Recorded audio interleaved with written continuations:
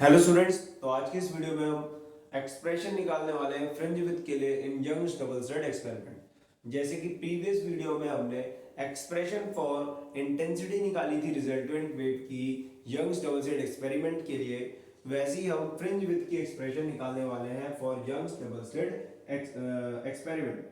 तो expression for या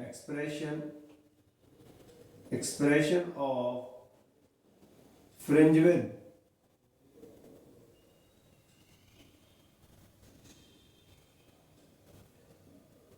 expression of fringe width in YDSE मतलब यंग्स डबल स्लिट एक्सपेरिमेंट। ठीक है, यंग डबल स्लिट एक्सपेरिमेंट के लिए हम ये कर रहे हैं। अब इसके लिए इसके डायग्राम बनाएंगे पहले। तो सबसे पहले हमारा यहाँ पर एक सोर्स रखा है S, ये रहा हमारा S सोर्स। इस S सोर्स के आगे दो स्लिट्स रखी होंगी, ये रही एक S1 स्लिट और ये होगी हमारी दूसरी S2 स्लिट। तो S1 स्लिट और ये हमारी S2 स्लिट। ठीक है, अब ये सोर्स से वेव निकलना शुरू होगी। ठीक, ये हमारी इसकी क्रेस्ट, ये इसकी ट्रफ, फिर ये क्रेस्ट, ये ट्रफ। पता है, ये आपको बता रखा है कि कैसे क्रेस्ट एंड ट्रफ बनेगी। जिसने प्रीवियस वीडियो नहीं देखी है जाके जरूर देखिए। ये वेव्स निकलती है सोर्स से क्रेस्ट एंड ट्रफ की फॉर्म में, तो ये दूसरी ट्रफ।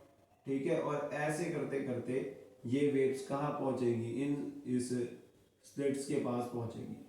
अब जैसे ही वेव्स इन स्लिट्स के पास पहुंचेगी तो इन स्लिट्स से हमारा आगे जाके वेव्स ट्रेवल होगी, सुपरपोज होगी और एक इंटरफेरेंस पैटर्न हमें दिखेगा स्क्रीन पे। हमें एक इंटरफेरेंस पैटर्न दिखने को मिलेगा। यहाँ पर हमने एक स्क्रीन रखी होगी उस पर। ठीक है, अब यहां पर हमारा जो ये सोर्स है, यहां से हमारा एक सेंटर पॉइंट जा रहा है, मतलब ये सेंटर पॉइंट यहां से जा रहा है और इस सेंटर पॉइंट को हम बोलते हैं यहाँ पर O। ये हो गया हमारा सेंटर पॉइंट। ये S1 स्लिट का जो यहाँ से अगर सीधे खींचे तो ये हमारा हो जाएगा A पॉइंट। S2 से ये सीधे खींचे तो ये हो जाएगा हमारा B पॉइंट, से B पॉइंट कहते हैं। अब A से लेकर अगर मैं B तक की डिस्टेंस पूछूं आपसे तो वो होता है स्मॉल d, और इन दो स्लिट्स से इन दो इस स्क्रीन के बीच का डिस्टेंस होता है वो होता है कैपिटल D। ठीक है, और हम बोलेंगे कि हमें इंटरफेरेंस पैटर्न ना इस P पॉइंट पे देखना है। ठीक है, मुझे ना इस P पॉइंट पे इंटरफेरेंस पैटर्न देखना है। तो इस P पॉइंट का S1 से और S2 से डिस्टेंस ये हो गया, S1 से और S2 से। अब यहाँ पर एक चीज आपको देखने को, एक चीज जो मेन पॉइंट है, ठीक है, और भी बहुत सारी चीजें हैं। इस P पॉइंट का इस सेंटर O से अगर मैं डिस्टेंस नापूं तो सेंटर O से इसका डिस्टेंस क्या निकल के आएगा, X। और भी बहुत सारी चीजें हैं पर ये मैं अभी थोड़ी देर में बताऊंगा। उससे पहले एक मेन चीज समझो यहाँ पर। चलो एक पॉइंट और यहाँ पर कि हमारा सेंटर से इस P पॉइंट की दूरी x है और ये वाली दूरी क्या है हमारी d, पूरी d। तो ये क्या होगी हमारी A से लेकर O तक की d/2। ठीक है, और नीचे वाली भी क्या होगी d/2, आधी आधी। क्लियर। अगर मैं P से लेकर A तक का डिस्टेंस पूछूं बस, तो P से लेकर बस A तक का डिस्टेंस अगर आपसे पूछा जाए तो वो कितना होगा। जो बड़ा वाला डिस्टेंस है x, उसमें से क्या करेंगे, ये d/2 माइनस कर देंगे। x माइनस d/2 ये वाला डिस्टेंस चाहिए तो। और अगर आपको P से लेकर पूरा B तक का डिस्टेंस चाहिए, P से लेकर पूरा B तक का डिस्टेंस चाहिए, तो उसमें क्या करोगे आप, x plus d/2, x plus d/2 हो जाएगा। ये x में ये वाला d/2 ऐड करेंगे तो P से लेकर पूरा B तक का डिस्टेंस आ जाएगा। ये सारे डिस्टेंसेस हो गए। अब ये हमारा सोर्स है, सोर्स से वेव जा रही है, S1 S2 हमारे दो स्लिट्स हैं जिससे कि इंटरफेरेंस पैटर्न हमें देखने को मिल रहा है और P पॉइंट पे इंटरफेरेंस पैटर्न देख रहे हैं हम। अब P पॉइंट पे जो हमारा इंटरफेरेंस पैटर्न होगा उसका नेचर किस पे डिपेंड करेगा, उसका नेचर डिपेंड करता है the nature of interference pattern, the nature of interference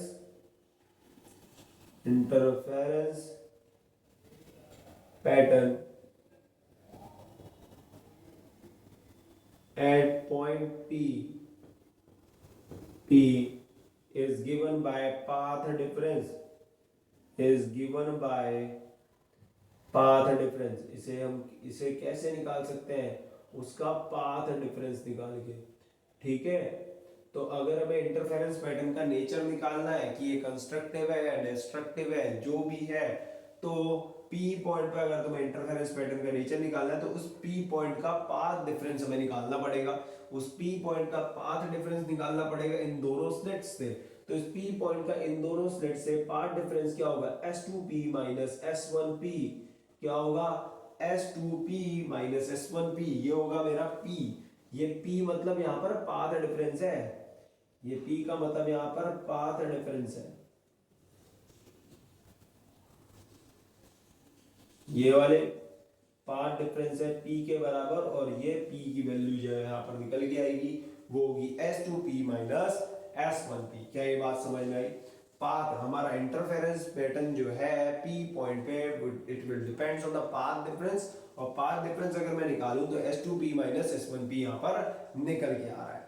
अब S2P माइनस S1P डायरेक्टली तो सॉल्व नहीं हो सकता, तो उसे सॉल्व करने के लिए हमें यहाँ पर ऐसे करना पड़ता है। सबसे पहले हमें यहाँ पर दो ट्राइंगल मिल रहे हैं, उन दो ट्राइंगल से कुछ वैल्यूज निकालूंगा, फिर उसके बाद उसे पुट करेंगे, वहां से फिर हो जाएगा। एक ट्राइंगल दिख रहा है, इसमें दो right angle triangle. In right triangle, एक राइट ट्राइंगल तो आपको दिख रहा है PBS2, PBS2 दिख रहा है यार, राइट एंगल ट्राइंगल। इसमें हाइपोटेन्यूज क्या है, S2P। हाइपोटेन्यूज क्या है, S2P। तो हाइपोटेन्यूज का स्क्वायर किसके बराबर होगा, हाइपोटेन्यूज का स्क्वायर परपेंडिकुलर प्लस बेस के स्क्वायर पे होगा, मतलब PB का स्क्वायर प्लस बेस क्या है इसमें, S2B का स्क्वायर, S2B का स्क्वायर। ऐसे ही दूसरा एक और राइट एंगल ट्राइंगल दिख रहा है आपको। In right angle triangle PAS1 दिख रहा है, PAS1। PAS1 में S1P के स्क्वायर, S1P स्क्वायर क्या है, हाइपोटेन्यूज, इसकी वैल्यू निकालूंगा तो परपेंडिकुलर स्क्वायर प्लस बेस का स्क्वायर होगा। परपेंडिकुलर क्या है, PA का स्क्वायर, और बेस क्या है, S1A का स्क्वायर। बेस क्या है, S1A। तो मेरे को S1P के स्क्वायर और S2P की स्क्वायर की वैल्यू मिल गई है। ये वैल्यू आगे काम आने वाली है, तो आगे से लगाएंगे अभी हम। ठीक है, अब हमें चाहिए पाथ डिफरेंस। क्या चाहिए, path difference S2P minus S1P। अब ये डायरेक्टली नहीं निकल सकता, तो इसके लिए हमें क्या करना पड़ेगा, देखो हम निकालेंगे S2P का स्क्वायर माइनस S1P के स्क्वायर की वैल्यू निकालेंगे। S2P के स्क्वायर में से S1P का स्क्वायर माइनस करेंगे, फिर उसके बाद S2P स्क्वायर माइनस S1P की वैल्यू निकालेंगे। तो S2P का स्क्वायर तो ये रहा, S1P का स्क्वायर ये रहा, मतलब इसमें से इसको ही तो माइनस करना है। तो S2P के स्क्वायर की वैल्यू क्या थी, PB square plus S2B square minus PA square plus S1A square, PA square plus S1A square, ये वैल्यूज डाल दी। अब PB की वैल्यू यहाँ डालेंगे, जो कि मैंने यहाँ पर आपको निकलवा दी है। P से लेकर B तक का डिस्टेंस देखो, P से लेकर B तक का distance x plus D by two आया था हमारा, क्या आया था, x plus D by two का whole square plus S2B square. S2B कहाँ है, S2B आपका ये रहा, S2 से लेकर B तक का डिस्टेंस कैपिटल D है, S2 से लेकर B तक का डिस्टेंस क्या है हमारा, कैपिटल D का स्क्वायर माइनस फिर है P से लेकर A तक का डिस्टेंस क्या है, P से लेकर A तक का डिस्टेंस ये रहा, x minus D by to. क्या हो जाएगा, x minus D by two का होल स्क्वायर प्लस S1A की वैल्यू क्या है, कैपिटल D का स्क्वायर। देख लो यहाँ पर S1 से लेकर A तक की डिस्टेंस क्या है, कैपिटल D, वो यहाँ डाल देनी है।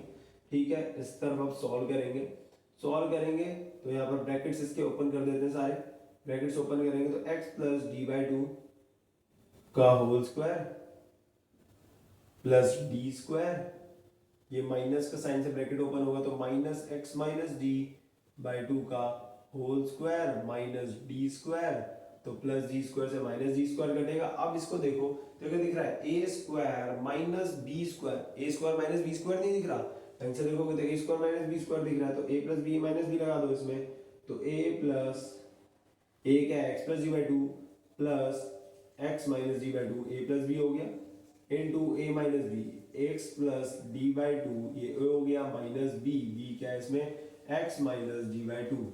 इसे सॉल्व कर देंगे, सॉल्व करेंगे तो प्लस डी बाई टू कटेगा, यहाँ आ जाएगा 2x, क्या आ जाएगा 2x, और यहाँ सॉल्व करेंगे तो x plus D by two minus X plus D by two, solve करोगे माइनस को साइन हो जाएगा तो ये आ जाएगा डी बाई टू तो ऐड होगा, plus X minus X cut जाएगा, और इस तरफ S two P square minus S one P square था, S two P square minus S one P square यहाँ था। ये क्या लिख सकते हैं A square minus B square, इसे क्या लिख सकते हैं A square minus B square, तो इसे क्या लिख सकते हैं S two P minus S one P into S two P plus S one P, ये बोल सकते हैं हम। Clear, S two P minus S one P into S two P plus S one P, किसकी value A square minus B square से।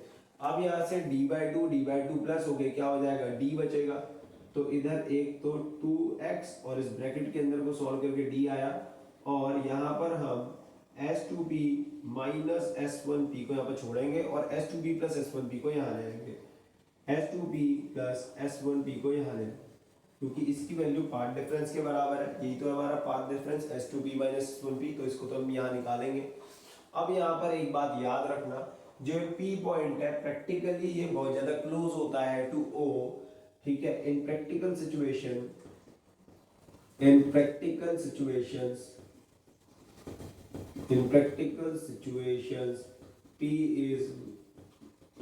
p is very close to o, p क्या होता है बहुत ही ज्यादा क्लोज होता है o के। अगर p पॉइंट ये बहुत ही ज्यादा क्लोज है o के, तो देन हमारा s1a और s1a जो है, और सॉरी s1a बोलो s1p और s2p का जो डिस्टेंस होता है वो लगभग d के बराबर आने लग जाता है। s1p अगर ये बहुत ही ज्यादा p पॉइंट o के क्लोज है तो s1p की वैल्यू लगभग d के बराबर है, s2p की वैल्यू भी लगभग d के बराबर आ जाती है, ठीक है। ये अजम्पशन है, ये अजम्पशन लेना भी पड़ेगा इसमें, इसकी डेरिवेशन को करने के लिए, तो ये हमने लिया। फिर S2p और S1p दोनों की जगह क्या रखेंगे d, क्योंकि दोनों ही d के वैल्यू d के बराबर हो गए, तो यहाँ से S2p माइनस S1p की वैल्यू अगर निकालेंगे तो क्या जाएगी 2xd और नीचे d प्लस d, ठीक है। तो हो जाएगा 2xd अपॉन 2 कैपिटल D, 2 से 2 कटेगा, xd अपॉन d, और S2p माइनस S1p को आपके लिख सकते हैं p पाथ डिफरेंस, तो पाथ डिफरेंस क्या आ जाएगा xd अपॉन d। समझ में आया क्या?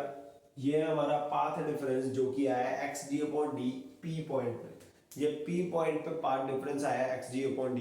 अब ये नहीं पता कि p पॉइंट पे कंस्ट्रक्टिव इंटरफेरेंस हो रहा है डिस्ट्रक्टिव इंटरफेरेंस हो रहा है, तो उसके लिए अब हमें कंस्ट्रक्टिव इंटरफेरेंस के लिए भी पोजीशन निकालेंगे, position of the constructive interference, first bright fringe कहाँ मिल रही है, सेकंड कहाँ मिल रही है, ऐसे डार्क फ्रिंज के लिए भी करेंगे, डिस्ट्रक्टिव इंटरफेरेंस के लिए भी कंडीशंस बनाएंगे, तो इसे उतार लो, फिर कंस्ट्रक्टिव और डिस्ट्रक्टिव इंटरफेरेंस के लिए भी इसे सॉल्व कर दें, ठीक है। तो इसे नोट डाउन कर लेना जल्दी से फटाफट।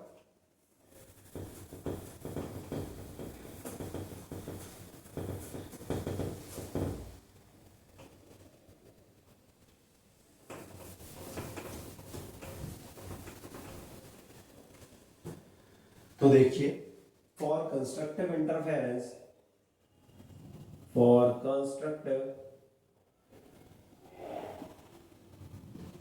इंटरफेरेंस,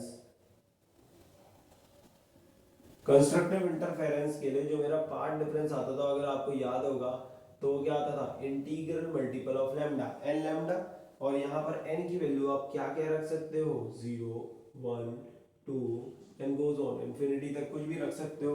फिर उसके बाद अभी जो पार्ट डिफरेंस निकला वो निकला xd अपॉन कैपिटल D, अभी जो पार्ट डिफरेंस निकाला वो हमने xd अपॉन कैपिटल D निकाला, तो ये दोनों पार्ट डिफरेंस को हम क्या कर देंगे, बराबर कर देंगे, तो xd upon capital D is equals to n lambda, यहाँ से x की वैल्यू निकालेंगे, x की वैल्यू जो निकल के आई वो क्या आएगी, n lambda capital D upon small d, n lambda capital D upon small d, ये है हमारा पोजीशन ऑफ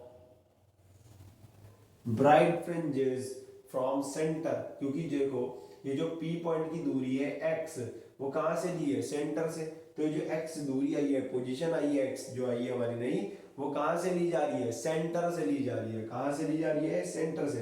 अब यही चीज हम centre bright fringe, first bright fringe, second bright fringe के लिए लगाते हैं। ठीक है, तो यहाँ पर देखो,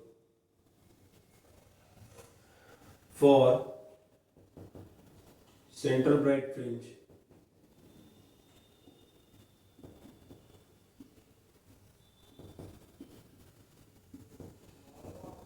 सेंटर ब्राइट फ्रिंज के लिए एन की वैल्यू क्या रखेंगे हम, जीरो।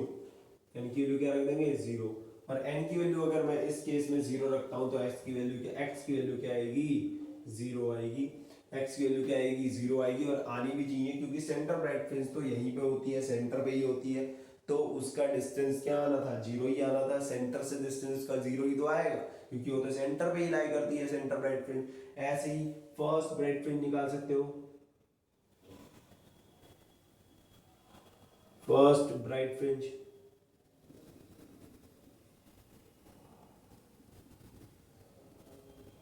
पहली ब्राइट फ्रिंज भी निकाल सकते हो यहाँ से। पहली ब्राइट फ्रिंज के लिए एन की वैल्यू क्या रखोगे आप, एन की वैल्यू इसमें रखना 1। एन की वैल्यू 1 रखोगे तो एक्स की वैल्यू क्या आएगी, lambda D upon small D. और इसे x1 से दिखा देता हूँ। ठीक है, x के नीचे 1 लगा दिया, इसका मतलब ये है position of the first bright fringe. First bright fringe की पोजीशन जो है वो lambda D upon small D आ रही है। ऐसे ही सेकंड ब्राइट फ्रिंज का भी निकाल सकते हो। सेकंड ब्राइट फ्रिंज,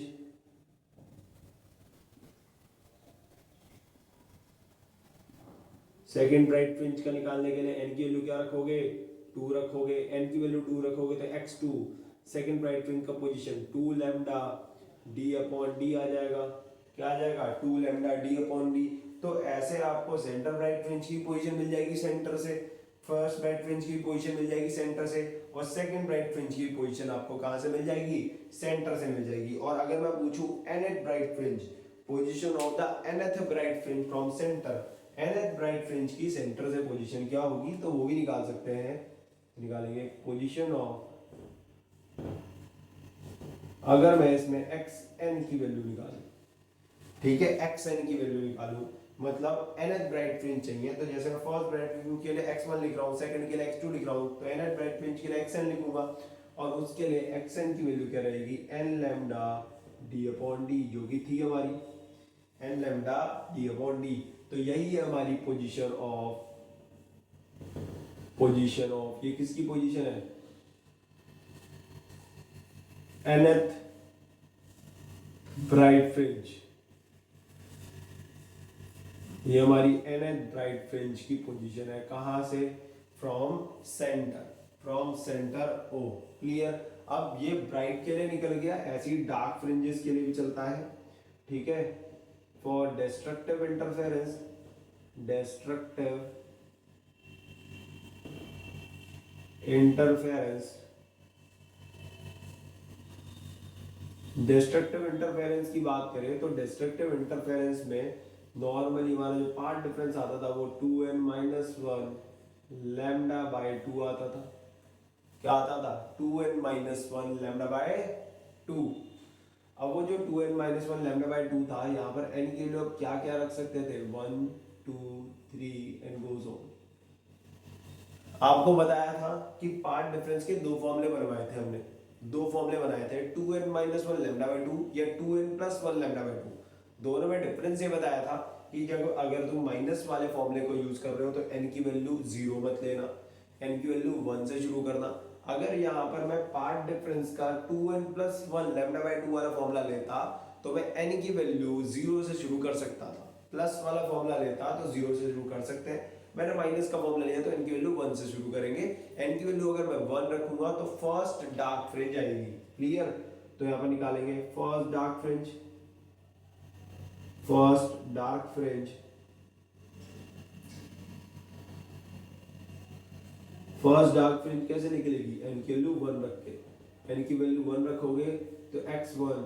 ठीक है, यहाँ पर हम x1 और x को ना डैश से दिखा देते हैं, जैसे हमने डार्क ब्राइट फ्रिंज को x1 दिखाया, बस इसे x1 डैश दिखा देते हैं, अलग अलग दिखे वरना एक जैसे दिखेंगे दोनों। क्लियर। तो हमारा जो फर्स्ट डार्क फ्रिंज का डिस्टेंस है सेंटर से वो होगा x1 डैश, उसके लिए n की वैल्यू इसमें क्या डालनी पड़ेगी, 1। n की वैल्यू इसमें, और सॉरी एक और चीज रह गई इसमें, एक ही रह गई इसमें।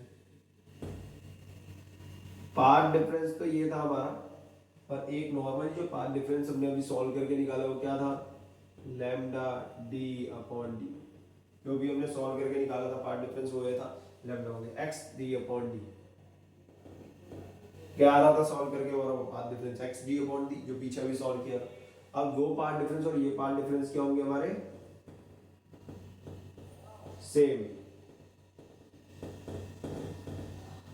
अगर ये दोनों सेम होंगे तो यहाँ से x की वैल्यू पहले निकाली जाएगी। x की वैल्यू क्या आएगी, 2n-1 lambda d upon 2d। क्या आ जाएगा, 2n-1 लैम्डा अपॉन 2, तो ये रहा कैपिटल D ऊपर स्मॉल d नीचे। अब निकाल सकते हो आप, ये हो गई हमारी position of the nth dark fringe.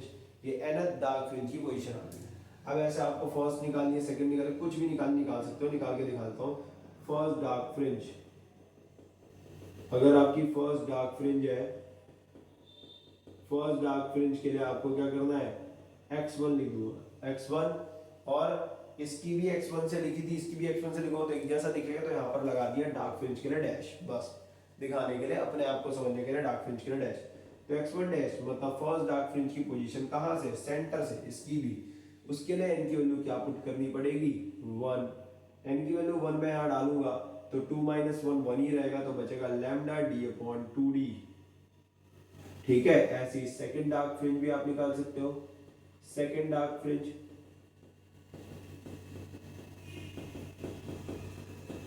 Second dark fringe के लिए n की वैल्यू क्या डाल देनी है, बस आपको 2।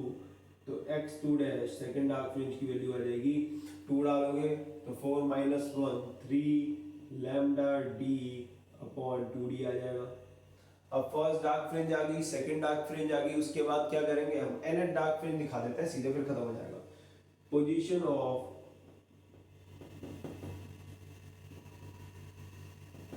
nth dark fringe, nth dark fringe की अगर मुझे पोजीशन निकालनी है तो कैसे निकलेगी, तो उसके लिए हम यहाँ निकाल देंगे xn डैश। क्या लिख देंगे उसे हम, xn डैश, और xn डैश की वैल्यू क्या होगी, 2n - 1 लैम्डा दिस जो भी है, 2n - 1 lambda capital D upon 2 into small d।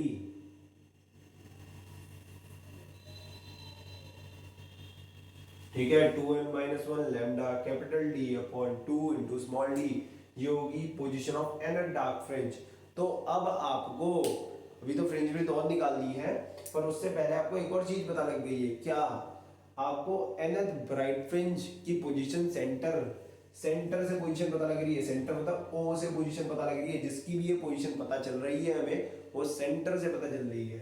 अब आपको nth ब्राइट फ्रिंज की भी पोजीशन पता लग गई सेंटर से, और nth डार्क फ्रिंज की भी पोजीशन पता लग गई सेंटर से। तो अगर आपको कोई क्वेश्चन आता है कि ये सेकंड ब्राइट फ्रिंज कहाँ होगी, कितनी पोजीशन पे होगी, इसकी पोजीशन क्या होगी, तो सेकंड के लिए आपको क्या करना है, इस वाले फॉर्मूले में इनकी जगह 2 रख देना है।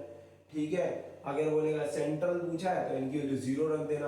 अगर बोलता है फर्स्ट डार्क फ्रिंज क्या होगी, तो डार्क फ्रिंज वाले फॉर्मूले में इनकी जगह 1 रख देना। सेकंड डार्क फ्रिंज क्या होगी, तो डार्क फ्रिंज वाले फॉर्मूले में इनकी जगह 2 रख देना। समझ में आ गया। तो बस ऐसा करके आप position of the bright fringes या डार्क फ्रिंजेस nth वाली कोई सी भी नंबर की होगी वो निकाल सकते हो। नेक्स्ट जो एक्सप्रेशन अब हम निकालेंगे वो निकालेंगे फ्रिंज विड्थ के लिए। तो अब हम निकालते हैं expression for the fringe width. तो यार टॉपिक तो हमारा ये तो हो गया। अब इसी से ही हम फ्रिंज विड्थ की एक्सप्रेशन निकाल पाएंगे। फ्रिंज विड्थ की एक्सप्रेशन निकालने के लिए हमें ये वाली वैल्यू और ये वाली वैल्यू की बहुत ज्यादा जरूरत थी। ठीक है, इसी वजह से वैल्यूज पहले हमने निकाली है। क्लियर। अब आते हैं, इसको नोट डाउन जरूर कर लेना, ये सारी चीजें नोट करते जाना। क्लियर। अब आते हैं एक्सप्रेशन फॉर फ्रिंज विड्थ। अब फ्रिंज विड्थ कैसे निकालनी है,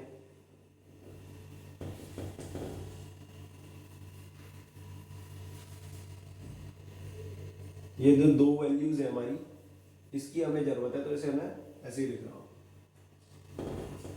ठीक है, अब आते हैं फ्रिंज विड्थ पे। सबसे पहले फ्रिंज विड्थ होती क्या है, थिकनेस ऑफ डार्क फ्रिंज या थिकनेस ऑफ ब्राइट फ्रिंज। दो कॉन्जिक्यूटिव डार्क फ्रिंजेस के बीच का डिस्टेंस, डार्क फ्रिंजेस के बीच का सेपरेशन, दो कॉन्जिक्यूटिव ब्राइट फ्रिंजेस के बीच का सेपरेशन को ही हम फ्रिंज विड्थ कहते हैं। ठीक है, सेपरेशन बिटवीन, सेपरेशन बोलो या सेपरेशन बोलो या और distance between two consecutive bright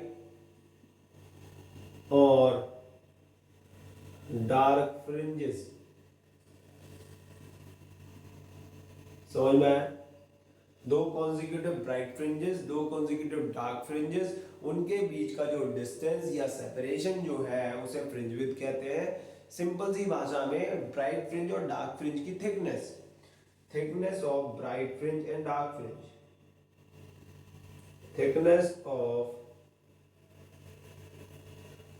bright और डार्क फ्रिंज, ब्राइट और डार्क फ्रिंज की थिकनेस को ही हम क्या कहते हैं? ब्राइट और डार्क फ्रिंज की जो थिकनेस होती है उसे ही हम फ्रिंज विड्थ कहते हैं। अब हम फ्रिंज विड्थ जो निकालेंगे वो डार्क फ्रिंज के लिए भी निकालेंगे और ब्राइट फ्रिंज, दोनों के लिए निकालेंगे। सबसे पहले ब्राइट फ्रिंज के लिए निकाल लेते हैं फ्रिंज विड्थ। चलो डार्क फ्रिंज के लिए निकाल लेते हैं पहले fringe width for dark fringe.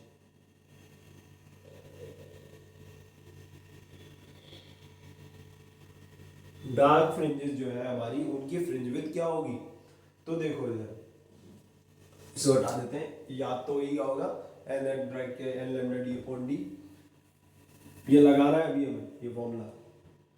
अब जैसे आपकी कोई डार्क फ्रिंज है, तो जैसे ये एक डार्क फ्रिंज है, तो ये डार्क फ्रिंज अगर ऐसे होगी तो इसके बगल में यहाँ पर एक ब्राइट फ्रिंज होगी और इस तरफ भी एक ब्राइट फ्रिंज होगी। ठीक है, clear?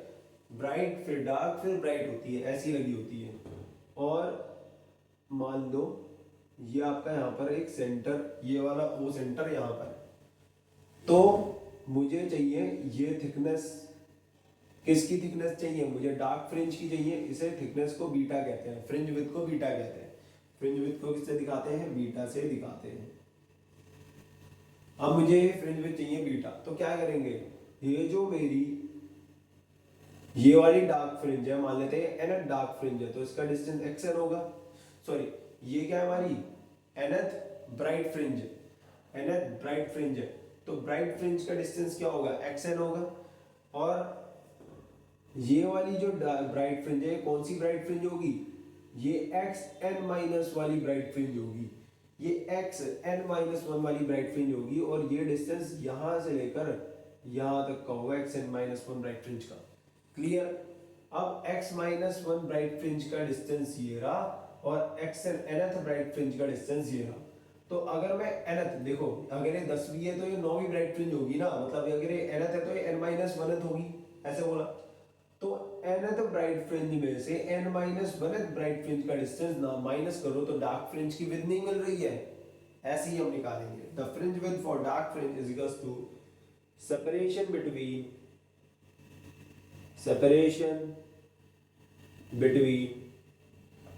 two consecutive bright fringe, दो कॉन्जिक्यूटिव ब्राइट फ्रिंज के बीच का जो डिस्टेंस होगा वही हमारा फ्रिंज विड्थ होगा डार्क फ्रिंज का। अब दो कॉन्जिक्यूटिव डार्क फ्रिंज कौन सी है हमारी? nth और xnth माइनस 1 में से। तो nth वाले का जो पोजीशन है उसमें से xnth माइनस वाले के पोजीशन को माइनस करना है। ठीक है, तो xn की वैल्यू क्या थी? 4। ठीक है, ये डायग्राम को अब मैं मिटा रहा हूं। xn की वैल्यू क्या थी हमारी? xn की वैल्यू ब्राइट फ्रिंज के लिए xn की वैल्यू क्या निकल के आती थी? n lambda d upon d। क्या होती थी? n lambda d upon d। और x n माइनस 1 की चाहिए तो आपको जहां n है वहां पर n माइनस 1 डालना है, बस जहां n है वहां n माइनस 1 डाल देना। बाकी इसमें से कॉमन लेंगे तो lambda d upon d common ले लिया। xn की वैल्यू ये है, x n माइनस 1 के लिए आपको जहां n है वहां पर n माइनस 1 डालना है, बस। फिर ये हो गया n-n-1 lambda d upon small d, n-n+1 plus n minus n cut जाएगा, आ जाएगा लैम्डा d अपॉन d। तो ब्राइट जो हमारी डार्क फ्रिंज के लिए फ्रिंज विड्थ आई है लैम्डा d अपॉन d आ गई है। क्लियर? अब यही फ्रिंज विड्थ हम निकालेंगे किसके लिए? डार्क के लिए निकल गई है, ब्राइट के लिए निकालेंगे। Fringe width for dark fringe, dark fringe के लिए फ्रिंज विड्थ निकालेंगे तो वो क्या होगा? वो होगा सेपरेशन बिटवीन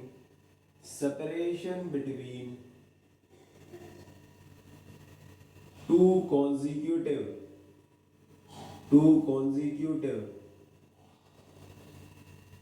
सॉरी ये डार्क लिख दिया मैंने। किसके लिए निकालना है? ब्राइट के लिए निकालना है, ब्राइट फ्रिंज। तो fringe with for bright fringe निकालें तो separation between two consecutive dark fringe. क्यों? अभी बताता हूं। देखो यहां बना देते हैं, हमारा यहां पर एक ब्राइट फ्रिंज होगी बीच में, तो उसके यहां एक बगल में एक डार्क फ्रिंज होगी और एक बगल में ये डार्क फ्रिंज होगी। ठीक है, क्लियर? और यहाँ पर ये सेंटर O है, तो ये कौन सी वाली डार्क फ्रिंज होगी? मान लेते हैं एन डार्क फ्रिंज होगी ये वाली, तो इसे एक्स एन डार्क फ्रिंज को एक्स के ऊपर डैश से दिखा रहे थे। और ये वाली कौन सी होगी? ये 10वीं होगी तो ये 9वीं होगी, मतलब n-1 वाली होगी, एक कम होगी, तो ये एक्स n-1 वाली डार्क फ्रिंज होगी। तो n डार्क फ्रिंज में से n-1 डार्क फ्रिंज के बीच का सेपरेशन अगर मिल जाए तो वही तो होगा fringe with of bright fringe. इसमें से इतना माइनस करो तो इसकी फ्रिंज विड्थ नहीं मिल जाएगी ब्राइट फ्रिंज की, बीटा। सेपरेशन बिटवीन दो कॉन्जिक्यूटिव डार्क फ्रिंजेस के बीच का सेपरेशन हमें ब्राइट फ्रिंज की फ्रिंज विड्थ दे देता है। तो कर देते हैं x n डैश में से x n-1 माइनस करना है। अब x n डैश की तो वैल्यू हमने यहाँ लिखी हुई है नीचे, डार्क फ्रिंज के लिए क्या थी? 2n-1 lambda d upon 2 small d, X N minus one lambda into capital D upon 2 into small D. उसमें से माइनस करेंगे एक्स एन माइनस वन का पोजीशन। अब n माइनस वन का कैसे निकालेंगे? जहां जहां n है वहां n माइनस वन डाल दो बस। 2 n-1 lambda D upon D और यहाँ पर 2b है। जो जो कॉमन है सबसे पहले कॉमन लो, lambda D upon 2d common है, वो कॉमन ले लो। बचा गया 2n-1 माइनस का, अब ये जो माइनस का साइन है अभी ये रहने देते हैं, इस वाले ब्रैकेट को सॉल्व कर लेते हैं। हो जाएगा 2n-2 -1 lambda D upon 2d, 2n-1 minus का साइन इसे पहले सॉल्व करते हैं तो आ जाएगा 2n माइनस का ये कितना आ जाएगा -3, 2n-3 सॉल्व करोगे तो ये कितना आ जाएगा लैम्डा डी अपॉन 2d। इसे रब कर देते हैं, लैम्डा डी अपॉन 2d,